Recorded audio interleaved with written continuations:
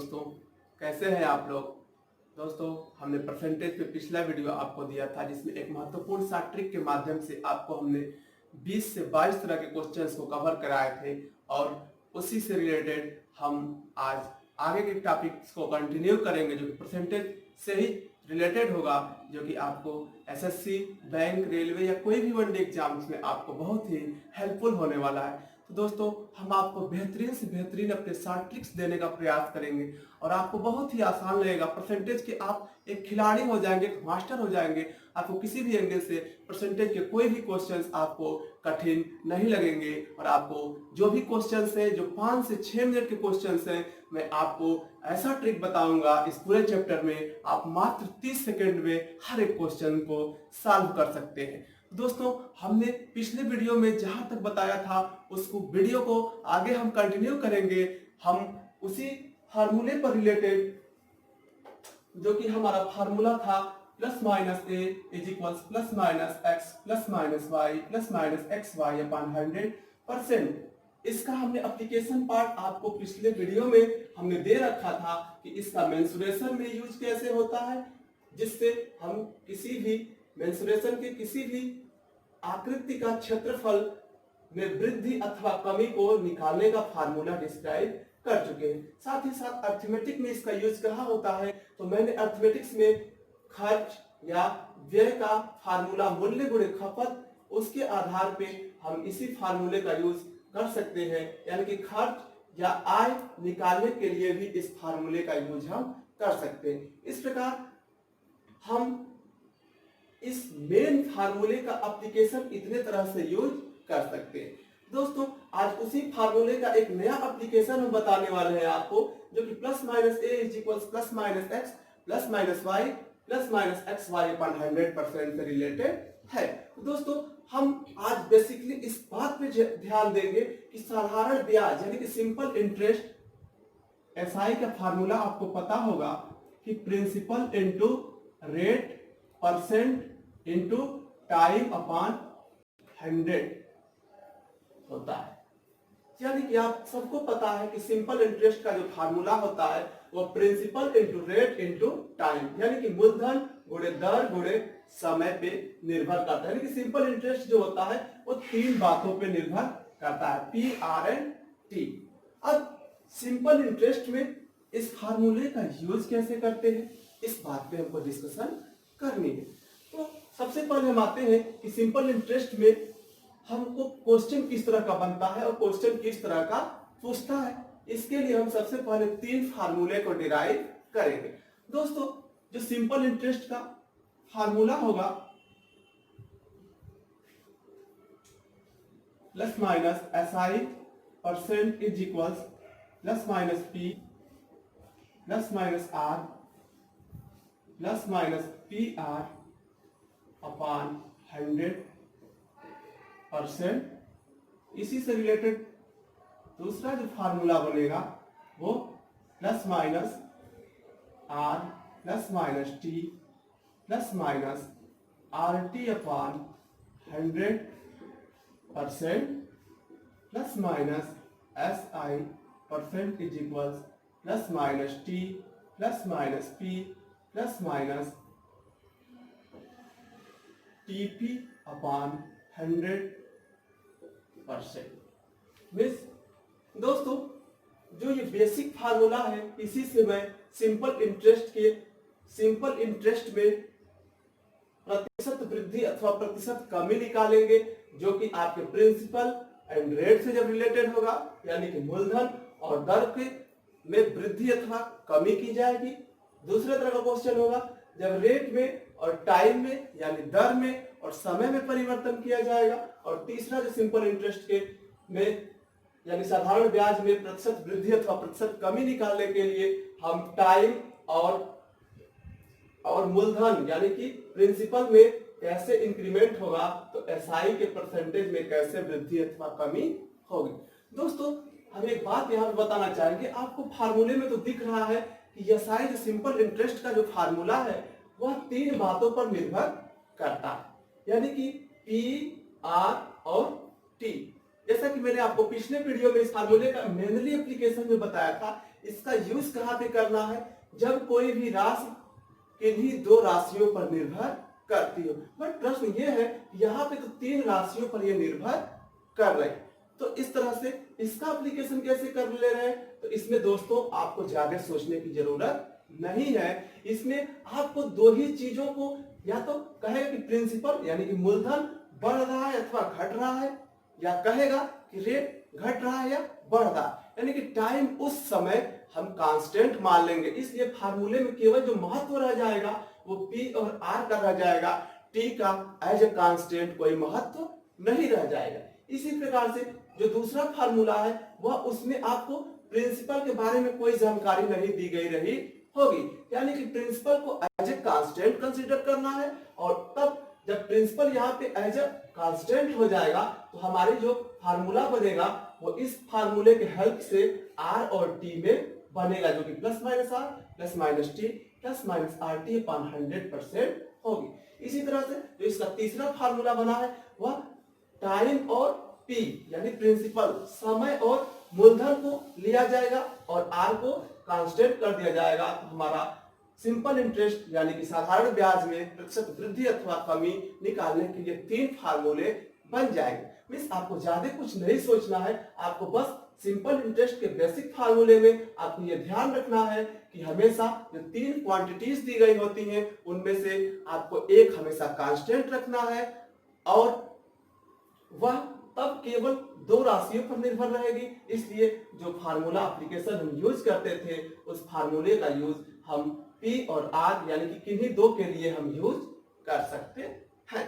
तो दोस्तों ये तो सिंपल इंटरेस्ट का इस फार्मूले का यूज हम सीखे, लेकिन इस पर क्वेश्चन कैसे बनता है हम कुछ एग्जांपल्स की हेल्प से हम आपको इन सारे फार्मूलों पे आपको क्वेश्चन कराने वाले हैं। दोस्तों मान लीजिए पहले टाइप का क्वेश्चन इस तरह से बन सकता है कि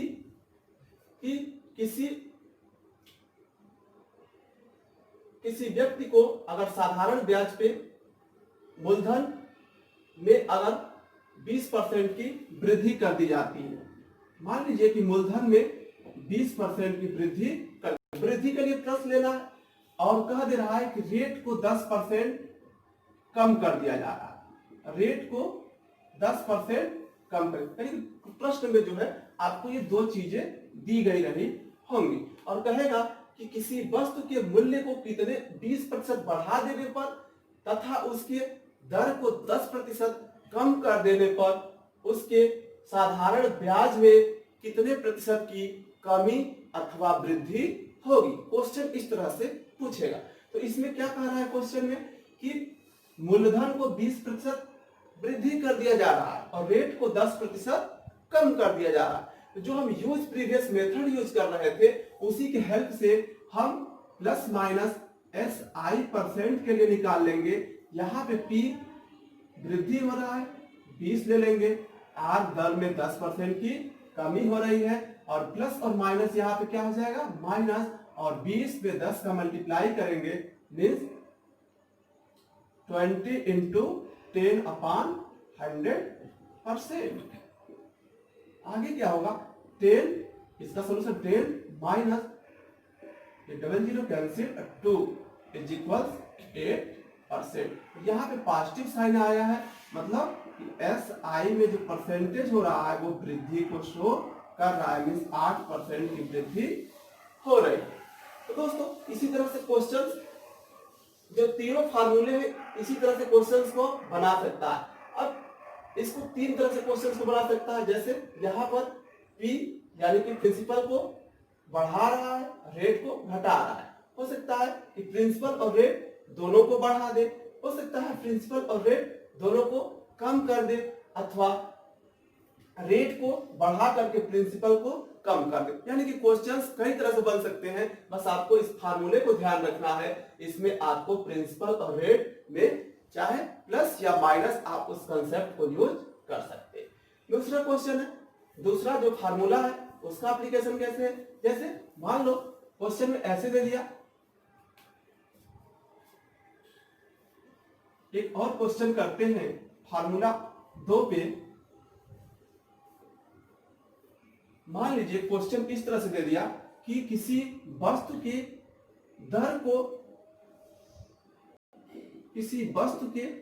दर को 10% बढ़ा दिया जाता है तथा समय को 5% कम कर दिया जाता है, तो उस वस्तु के साधारण ब्याज में कितने प्रतिशत की वृद्धि अथवा कमी होगी। तो इसके लिए क्या करते हैं, सिंपली इस फार्मूले में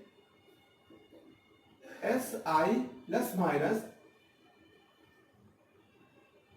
टाइम यहां पे लिया गया है, तो R 10 माइनस 5 और 10 में 5 का मल्टीप्लाई करेंगे माइनस के साथ, तो हो जाएगा 50 अपॉन 100 और परसेंट, ये हो जाएगा 5 माइनस 1/2, ये हो जाएगा 9/2%, मीन्स 4.5% का सिंपल इंटरेस्ट में, ये पॉजिटिव है इसलिए सिंपल इंटरेस्ट में 10% की वृद्धि को शो करेगा। दोस्तों इसी प्रकार से तीसरे पर भी क्वेश्चन बन सकता है कि किसी वस्तु के समय को 20% बढ़ा दिया जाता है तथा उसके मूलधन को 10% घटा दिया जाता है, तो कॉन्सेप्ट वही यूज करना है आपको, जिसमें वृद्धि कहे, टाइम में वृद्धि कहेगा तो प्लस और मूलधन में अगर कमी कहेगा तो माइनस, और सारा कॉन्सेप्ट यही आपको यूज करना है। तो दोस्तों यह जो सिंपल इंटरेस्ट के क्वेश्चन बनते हैं वह मैक्सिमम इसी तरह के क्वेश्चन बनते हैं, इससे बाहर आपको कोई भी क्वेश्चन सिंपल इंटरेस्ट से परसेंटेज में नहीं पूछ सकता। यानी कि परसेंटेज में आपको जो भी सिंपल इंटरेस्ट है उसमें वृद्धि अथवा कमी के लिए आपको डायरेक्ट अगर दो चीजें दी गई हैं और तीसरे को कांस्टेंट मान रहा है, तो इन्हीं तीनों फार्मूले को अपने माइंड में रखते हुए आपको यूज करना। दोस्तों इस तरह से जितनी मैक्सिमम पॉसिबिलिटी बन रही थी परसेंटेज के क्वेश्चन का, इस फार्मूले से मैंने उन सारे टाइप्स के क्वेश्चन को, मैक्सिमम जो भी क्वेश्चंस थे मैंने आपको परसेंटेज के चैप्टर्स में इस फार्मूले से रिलेटेड सारे टाइप्स के क्वेश्चंस को मैंने कवर करा दिया। दोस्तों अब इसी फार्मूले से मैच करता हुआ एक हम आपको नए फार्मूले के बारे में जानकारी देंगे। दोस्तों बिल्कुल इसी फार्मूले का सिमिलर एक फार्मूला होता है, plus minus A is equals plus minus x plus minus Y plus minus Z plus minus x Y plus minus Y Z plus minus Z X upon 100 plus minus x Y Z upon 40, 1 लिख करके 40 means इतना perfect. दोस्तों अब इस फार्मूले का use क्या है, ये भी जो परसेंटेज का चैप्टर है इसमें वेरी इंपॉर्टेंट फार्मूला है, इस फार्मूले का भी यूज बहुत अधिक किया जाता है। तो मैं आपको जिस तरह से ये फार्मूला उसी का सिमिलर पैटर्न पे हम आपको ऐसा बताएंगे कि आपको कहीं से भी इस फार्मूले को याद करने में किसी प्रकार की दिक्कत नहीं होगी। अगर आपका इस पर कॉन्सेप्ट क्लियर है तो आपको यह फार्मूला भी और इसका एप्लीकेशन बहुत ही आसानी से समझ आएगी। तो दोस्तों इस फार्मूले का यूज कहाँ करते हैं, तो सबसे पहली बात आती है कि इस फार्मूले का यूज हम उन स्थानों पर करते हैं जहां पे कोई भी राशि 3 राशियों पर अन्य 3 राशियों पर निर्भर करती हो। इसमें 2 राशियों पर निर्भर करती थी, लेकिन फार्मूले में आपको देखने में लग रहा होगा कि इसमें एक्स वाई के साथ एक नया जेड बढ़ चुका है, इसलिए इस फार्मूले का यूज वहां करना है जहां पर हमें 3 राशियों पर कोई राशि निर्भर करती हो, वहां पे इस फार्मूले का एप्लीकेशन यूज करना है। अब इसका मेंसुरेशन में यूज क्या है, in similar pattern use in mensuration. इसका मेंसुरेशन में यूज कैसे है दोस्तों, आपको सिमिलर पैटर्न पे लेकर चलते हैं। तो मेंसुरेशन में जो भी बात की जाती है तो टू डायमेंशनल फिगर के लिए हम एरिया की बात करते हैं, तो यहां पर 3 डायमेंशनल फिगर के लिए हम जो एरिया है उसके लिए हम वॉल्यूम का यूज करेंगे।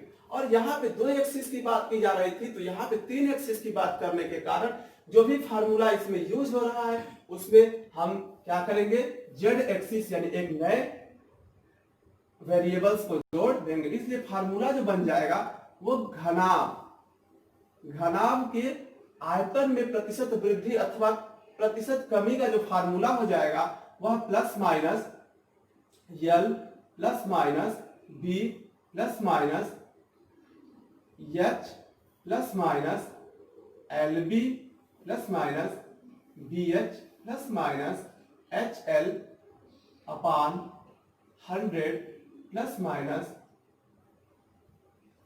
L B H upon 10,000%। बिल्कुल इसी के सिमिलर पैटर्न पे चल रहा है। आपको ध्यान देना है कि इसमें एक एच इंक्लूड हो चुका है, क्योंकि आपको पता होगा कि जो घनाभ का आयतन होता है वह लंबाई गुणे चौड़ाई गुणे ऊंचाई होता है। इसलिए इसमें ऊंचाई वाले टर्म के कारण यह फार्मूला, इस फार्मूले पर बेसिस यानी कि x के जगह पे l, y के जगह पे b और z के जगह पे हमने इसी फार्मूले में केवल h रख दिया, तो हमें घनाभ के आयतन में प्रतिशत वृद्धि अथवा प्रतिशत कमी निकालने का फार्मूला तैयार हो गया। इसी तरह से हम घन की बात कर लेते हैं। तो घन के लिए घन के आयतन में प्रतिशत वृद्धि अथवा प्रतिशत कमी का फार्मूला क्या होगा? तो इसके लिए घन के आयतन में प्रतिशत वृद्धि अथवा प्रतिशत कमी का जो फार्मूला होता है वह इसी यल बी और एच में जब आप ए पुट करेंगे, यानी कि साइड ए, घन की भुजा साइड ए को पुट करेंगे तो देखेंगे कि प्लस में ए प्लस ए हो जाएगा 3a। फिर यहां पे plus a into A square plus A square plus A square, इसलिए हो जाएगा यहाँ पे plus 3a square upon 100 plus a cube upon 10,000%। Means यह डायरेक्ट घन के आयतन में प्रतिशत वृद्धि को शो करता है। यानी कि घन के आयतन में प्रतिशत वृद्धि क्या होती है, तो वो ये होती है। यानी इसी फार्मूले में यल बी और एच की जगह पे केवल ए पुट कर देंगे तो आपको ये फार्मूला मिल जाएगा। इसी तरह प्रतिशत कमी घनाभ के आयतन में क्या होगा, तो मैं डायरेक्ट इसका फार्मूला आपको लिख दे रहा हूं। इसका फार्मूला भी आपको इसी बेसिक फार्मूले से मिलने वाला है। मीन्स जितना यल बी और एच है उन सब में जब आप माइनस ए रख करके पुट करेंगे तो आपको फाइनली जो फार्मूला मिलेगा वह 3a minus 3a upon 3a square upon 100 plus a cube अपान 10,000% मिलेगा। यानी कि घन के आयतन में प्रतिशत वृद्धि का फार्मूला ये होगा और घन के आयतन में प्रतिशत कमी का जो फार्मूला होता है वो ये होता है। यानी कि जो भी कॉन्सेप्ट है वो इसी पर बेसिस है। अब हम बात कर लेते हैं बेलन के आयतन में प्रतिशत वृद्धि अथवा प्रतिशत कमी का फार्मूला कैसे हम डिराइव करेंगे। दोस्तों आपको पता होगा कि बेलन का जो आयतन होता है वह पाई आर स्क्वायर एच होता है। यानी कि जो भी है वो आर के 2 पावर और एच पे निर्भर कर रहा है। यहाँ पे पाई की कोई वैल्यू कंसीडर नहीं की जाएगी। इसलिए बेलन के आयतन में प्रतिशत वृद्धि तो प्रतिशत कमी का फार्मूला जहां पर भी यल और बी है वहां पे आर आर रखते जाएंगे और एच की जगह पे एच रख देंगे। फार्मूला क्या बनेगा, plus minus R plus minus R plus minus H plus minus R into R plus minus R into H plus minus H into R 100 plus minus R into H upon 10,000%। Means यह जो formula बन रहा है वह basic जो बेलन के आयतन में प्रतिशत वृद्धि अथवा प्रतिशत कमी अगर निकालना हो तो आपको रेडियस में यानी कि उसके त्रिज्या में कितने प्रतिशत की वृद्धि अथवा कमी हो रही है और उसके ऊंचाई में कितने प्रतिशत की वृद्धि अथवा कितने प्रतिशत की कमी हो रही है, आप इसमें उस वैल्यू को पुट करके डायरेक्ट आप यह बता सकते हैं कि उसके आयतन में कितने प्रतिशत की वृद्धि अथवा कितने प्रतिशत की कमी हो रही है। दोस्तों बेलन के बाद हम सिमिलर बात कर लेते हैं गोला, जो कि सर्किल है। उस सर्किल से बेस्ड ही यह क्वेश्चन है। तो गोले के आयतन में प्रतिशत वृद्धि अथवा प्रतिशत कमी का फार्मूला आपको क्षेत्रफल में यह फार्मूला होता है, बट यहां पर जो घन के लिए फार्मूला होता है उसी घन के फार्मूले में घन के आयतन में प्रतिशत वृद्धि अथवा प्रतिशत कमी का जो फार्मूला होता है उसी फार्मूले में एक जगह पे हमको आर पुट कर देना है, तब हमें गोले के आयतन में प्रतिशत वृद्धि अथवा प्रतिशत कमी पता चल जाएगा। इसलिए गोले के आयतन में प्रतिशत वृद्धि का फार्मूला क्या हो जाएगा, गोले के आयतन में प्रतिशत वृद्धि का जो फार्मूला होगा वो जो घन के लिए होगा उसी घन के भुजा के स्थान पर हम रेडियस रख देंगे। 3r plus 3r square upon 100 plus a cube upon 10,000%। और कमी के लिए यानी कि गोले के आयतन में प्रतिशत कमी का जो फार्मूला होगा वह 3r minus 3r square 100 plus r cube upon 10,000%। तो दोस्तों यह जो है इस फार्मूले का यूज मेंसुरेशन में यानी कि घनाभ के आयतन में प्रतिशत वृद्धि तो प्रतिशत कमी का फार्मूला आप डायरेक्ट इस पे यूज करेंगे। घन के आयतन में प्रतिशत वृद्धि अथवा प्रतिशत कमी के लिए आप इसका यूज करेंगे और साथ ही साथ आप दिमाग में सेट कर लेंगे कि जो घन के लिए प्रतिशत वृद्धि अथवा प्रतिशत कमी का जो फार्मूला होता है वही फार्मूला हमें गोले के आयतन में प्रतिशत वृद्धि अथवा प्रतिशत कमी के लिए यूज करते हैं। इसी प्रकार जैसे यहाँ पर सर्किल के लिए बात की गई थी त्रिभुज के क्षेत्रफल के लिए, उसी प्रकार यहाँ पे हम बेलन के आयतन की बात करते हैं। करते क्या है, यल और बी के स्थान पे आर रख देते हैं और यच के स्थान पे हम यच रख देते हैं, तो हमको यह फार्मूला प्राप्त हो जाता है। इस प्रकार हम देखते हैं दोस्तों कि इसी बेसिक कॉन्सेप्चुअल फार्मूले से हम इतने तरह के फार्मूले को डिराइव कर रहे हैं। तो आपको अधिक फार्मूले याद करने की जरूरत नहीं है। अगर आपको कुछ नहीं समझ में आ रहा है, कोई कॉन्सेप्ट क्लियर नहीं हो रहा है, तो एट लास्ट आप इस ब्रह्मास्त्र फार्मूले का यूज कर सकते हैं। यह आपके जितने भी क्वेश्चंस के टाइप हैं, इन सभी क्वेश्चंस के टाइप को यह अकेले ही कवर कर लेगा। बस आपको प्लस और माइनस का ध्यान रखना है और बेसिकली इसी फार्मूले का यूज करना। अब बात आती है इस फार्मूले में क्वेश्चन कैसे बनते हैं। इन जो भी फार्मूले मैंने डिराइव किए, इस पर टाइप्स ऑफ क्वेश्चन किस तरह से बन सकते हैं। तो सबसे पहले फार्मूले पे हम बात करते हैं कि इस पर क्वेश्चंस मैक्सिमम पॉसिबिलिटी किस तरह के क्वेश्चंस बन सकते हैं।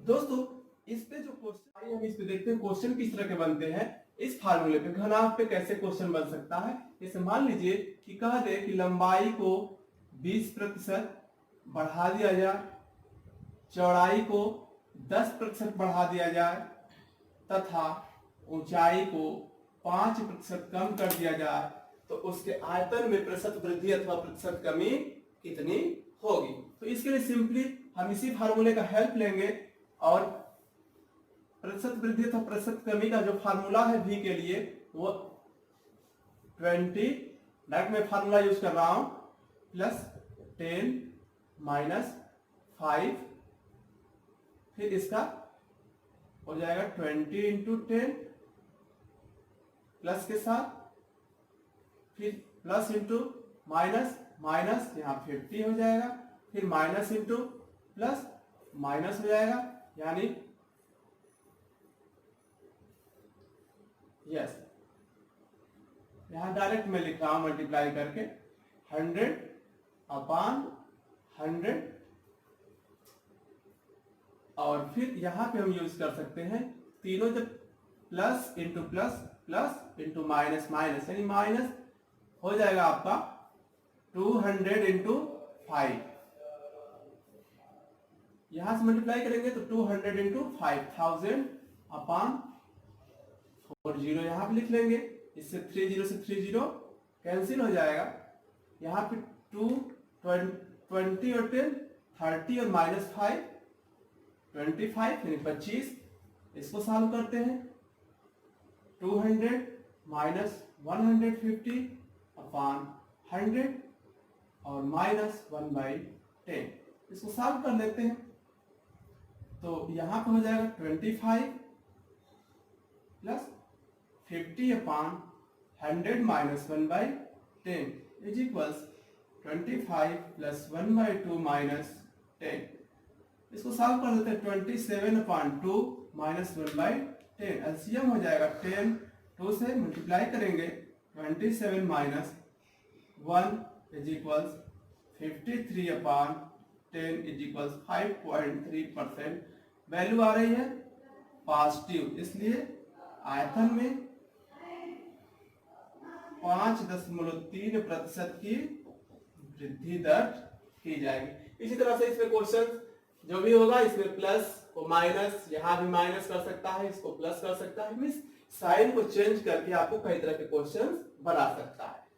अब दोस्तों बात करते हैं घन पे। तो घन में आपको पता है कि आपको केवल भुजाएं दी रही होंगी, तो इसलिए घन में आपको जो है केवल भुजा के हेल्प से, अगर आपको कहे कि किसी घन की भुजा को 5% बढ़ा देने पर उसके आयतन में कितने प्रतिशत की वृद्धि होगी, तो आपको ये फार्मूला यूज करना, यानी कि एक जगह पे 5 रख करके आप क्वेश्चन को कैलकुलेट कर लेंगे। इसी तरह से कह देंगे अगर 5% की कमी कर दिया जाए तो कितने आयतन में कितने प्रतिशत की कमी होगी, तो आपको डायरेक्ट एक के स्थान पे 5% रख देना। यहाँ पे साइन नहीं लिखना है, ध्यान रखना है। क्यों? क्योंकि यहाँ पे कमी पहले से ही लिख दिया गया है, इसलिए जब कमी की बात करें तो फार्मूले में डायरेक्ट हमको पॉजिटिव वैल्यू ही रखनी है।